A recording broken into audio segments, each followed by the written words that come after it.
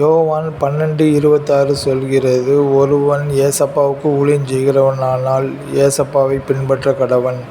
ஏசப்பா எங்கே இருக்கிறாரோ அங்கே ஏசப்பாவுடைய ஊழியக்காரனும் இருப்பான்.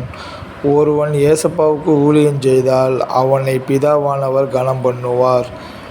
ஒருவன் கிறிஸ்துவுக்குள் இருந்தால் குமாரனாயும் கிறிஸ்துவுக்குள் உடன் சுதந்திரமாயும் இருக்கிறான்.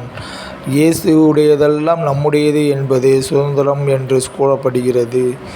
ஏசப்பாவின் நாமத்தினாலே ஒரு கலசம் தண்ணீர் குடிக்க கொடுக்கிறவனும் மறுமையில் 100 அத்தனையாய் பலன் அடைவான் என்று வேதம் கூறுகிறது.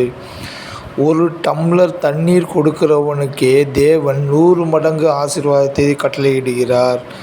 நாம் இயேசுவை ஆண்டவராக ஏற்றுக்கொண்ட பிறகு நாம் பெற்ற நன்மையை பிறருக்கு எடுத்து கூறும்போது இயேசுவுக்கு ஊழியக்காரர்களாக இருக்கிறோம். இயேசு அதன் பலனை நமக்கு 1000 மடங்கு கொடுக்க வல்லவராய் இருக்கிறார்.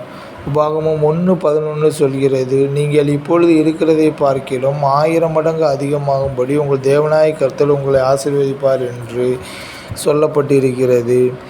தேவன் தந்த ஆசீர்வாதங்களை நாம் பெறுவதற்கு தேவனுடைய வார்த்தையை நாம் நம்முடைய நண்பர்களுக்கும் உற்றார் உறவினர்களுக்கும் தேவனுடைய ஆசீர்வாதமான வாழ்க்கையை வாழ அவர்களுக்கு வழியை ஏற்படுத்தும் போது தேவன் நம்மை 1000 மடங்கு ஆசீர்வதிக்க வல்லவராய் இருக்கிறார்.